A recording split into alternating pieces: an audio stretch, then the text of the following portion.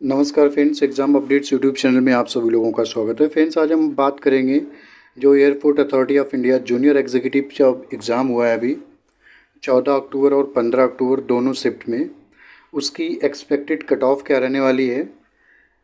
जो हमने shift wise जो एनालिसिस किया है 14 अक्टूबर की और 15 अक्टूबर का, दोनों जो जितने भी पेपर हुए हैं उन दोनों डेज़ का, और आंसर की कब तक आ जाएगी फ्रेंड्स, इसका रिज़ल्ट कब तक आ जाएगा, इसके बारे में आपको विस्तार से आज बताएंगे, वो भी एक्यूरेट आंकड़ों के साथ, जिससे कि आप अंदाज़ा लगा सकते हैं कि कब तक हम एक्सपेक्ट कर सकते हैं। तो चलिए फ्रेंड्स शुरू करते हैं। इसमें क्या है, कम नंबर ऑफ़ वैकेंसी की यदि हम बात करें फ्रेंड्स, तो जूनियर एग्जीक्यूटिव की जो नंबर ऑफ़ वैकेंसी थी टोटल, वो थी 237 237।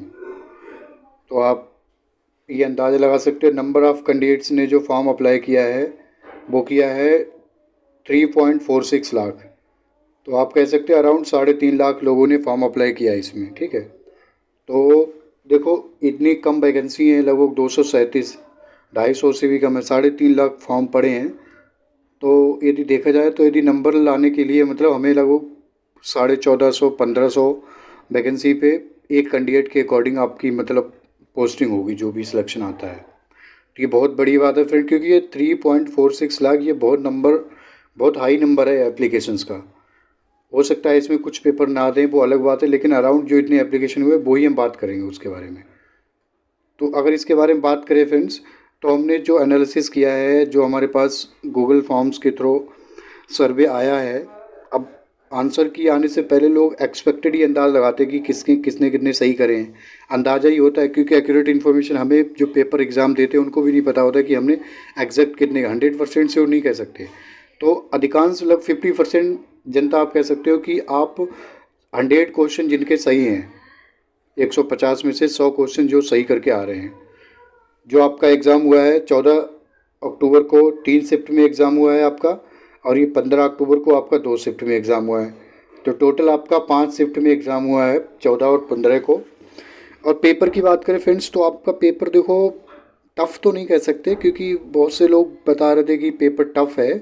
कुछ कैंडिडेट कमेंट्स करके बता रहे थे कि नहीं, पेपर हमने क्वेश्चन देखे हैं कुछ एसएससी के लेवल के थे। देखो पैटर्न कुछ क्वेश्चन का वैसा था, हमने पेपर भी देखा है, लेकिन मतलब पेपर का जो लेवल है, डिफ़िकल्टी लेवल, वो उस पर उतना नहीं था। लेकिन हाँ कह सकते हो, ईजी तो नहीं कह सकते, पेपर मॉडरेट था। तो उसके अकॉर्डिंग ये सारी चीज़ें डिसाइड करती हैं कि कट ऑफ कितनी रहने वाली है फ्रेंड्स। तो इसके बारे में फ्रेंड्स हमने जो एनालिसिस किया है दोनों एग्ज़ाम दोनों डेज़ का, 14-15 अक्टूबर का, वो एक्सपेक्टेड कट ऑफ आपके सामने है। यही कट ऑफ रहने वाला है, क्योंकि पेपर देखो मॉडरेट था, तो कट ऑफ ज़्यादा नहीं रहने वाली। यदि हम पिछले साल की देखें जनरल की, तो कट ऑफ आपकी इससे कम थी। तो अब भी इस बारी क्या है, कंपटीशन बढ़ जाता है, कोई भी एग्ज़ाम हो बाय डिफ़ॉल्ट कंपटीशन आपका कट ऑफ ज़्यादा ही रहने वाली है, लेकिन इतनी भी ज़्यादा नहीं रहेगी जितनी आप अंदाज़ा लगा सकते हो। क्योंकि आप अंदाज़ा लगाओ 50 to 60% ऐसे कैंडिडेट हैं जो 100 से 110 के बीच में मतलब क्वेश्चन सही करके आ रहे हैं सर्वे में। तो उनमें से भी कुछ गलत भी हो सकते हैं, ज़रूरी नहीं है वो सारे सही हों। तो हम आपको वही बता रहे हैं कि जनरल की जो कट ऑफ रहने वाली है वो 100 से 110 रहने वाली है, ओबीसी की 95 to 100 रहेगी, ईडब्ल्यूएस की 90 to 95 रहने वाली है, एससी की 80 to 87 रहने वाली है, एसटी की 75 to 82, पीडब्ल्यूडी की 70 to 75।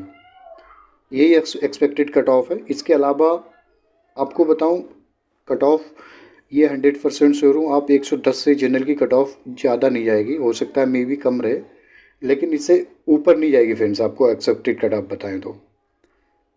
और इसके बारे में यदि हम बात करें फ्रेंड्स कि आंसर की इसकी कब आ जाएगी, देखो ऑनेस्टली आंसर है कि क्या होता था, ये एग्ज़ाम इससे पहले क्या है, टाटा कंसल्टेंसी सर्विसेज कराती थी, टीसीएस, ठीक है।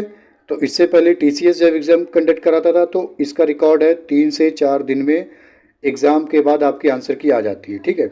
इस बारी क्या है, इस बारी आईबीपीएस ने कराया एग्ज़ाम आपका, इस बारी आपका एग्ज़ाम कराया आईबीपीएस ने। तो आईबीपीएस ने इससे पहले कभी एग्ज़ाम कंडक्ट नहीं कराया ये, तो कह नहीं सकते अब देखो कब आपका एग्ज़ाम आंसर किया है। बट हाँ एक्सपेक्ट कर सकते हैं, यदि सेम जैसा प्रीवियस ईयर का हम पैटर्न देखें, अगर वही रहता है, तो आपका 14-15 का जो एग्ज़ाम हुआ है, देखो ये एग्ज़ाम चलेगा 23 अक्टूबर तक।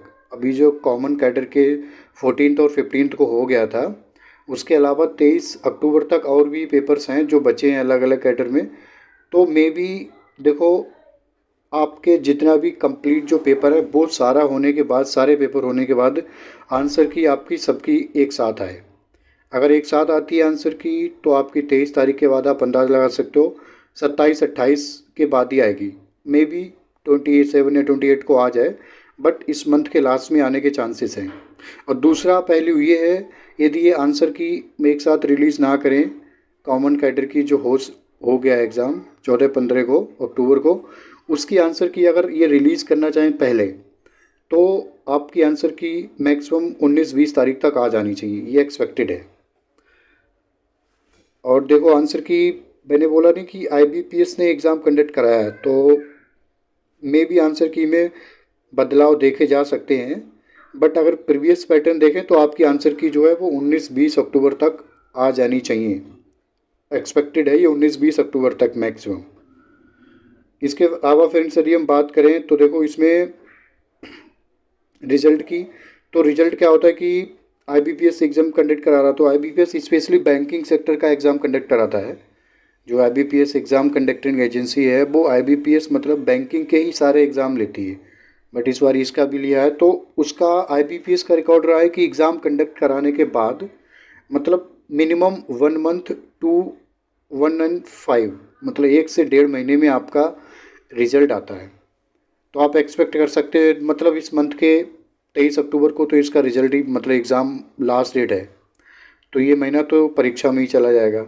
तो 7 दिन बचेंगे, तो आप अंदाज़ा लगा लो नवंबर में आपका रिज़ल्ट आने के कोई चांस नहीं है। मे बी आपका दिसंबर के सेकंड वीक के बाद आपका रिज़ल्ट आने के चांसेस हैं। IBPS का जो रिकॉर्ड देखें उसके अकॉर्डिंग, जो IBPS का जो पैटर्न है रिज़ल्ट डिक्लेयर करने का वो 1 से 1.5 महीना है आफ्टर द एग्ज़ाम। तो आपका दिसंबर के सेकेंड वीक के बाद कभी भी रिज़ल्ट आ सकता है फ्रेंड्स। और देखो एक्सपेक्टेड कट ऑफ क्या है, अगर आंसर की आ जाती है ना, आंसर की आने के बाद और हमें ज़्यादा एग्जैक्ट आंकड़ा लग पाएगा कि इसकी कट ऑफ क्या रहने वाली है। और फिर जैसे भी आंसर की आती है हम आपको एक एक्सपेक्टेड कट ऑफ की वीडियो बनाएंगे। आंसर की रिलीज होने के बाद क्या होता है कि ज़्यादा हमें एक्यूरेट अंदाज़ा लगा सकते हैं कि कितना एक्सपेक्टेड कट ऑफ जा सकती है, क्योंकि हमें खुद पता चल जाता है कि कितने आंसर हमारे सही आंसर की रिलीज होने के बाद। तो उसके लिए आपको नोटिफिकेशन मिल जाएगी। आई रिक्वेस्ट यू कि आप हमारे चैनल को सब्सक्राइब कर दीजिए, जिससे कि आने वाली अपडेट से आपको नोटिफिकेशन मिल जाए। और आप लोगों के सहयोग और वीडियो देखने के लिए बहुत बहुत धन्यवाद फ्रेंड्स। नमस्कार, जय हिंद।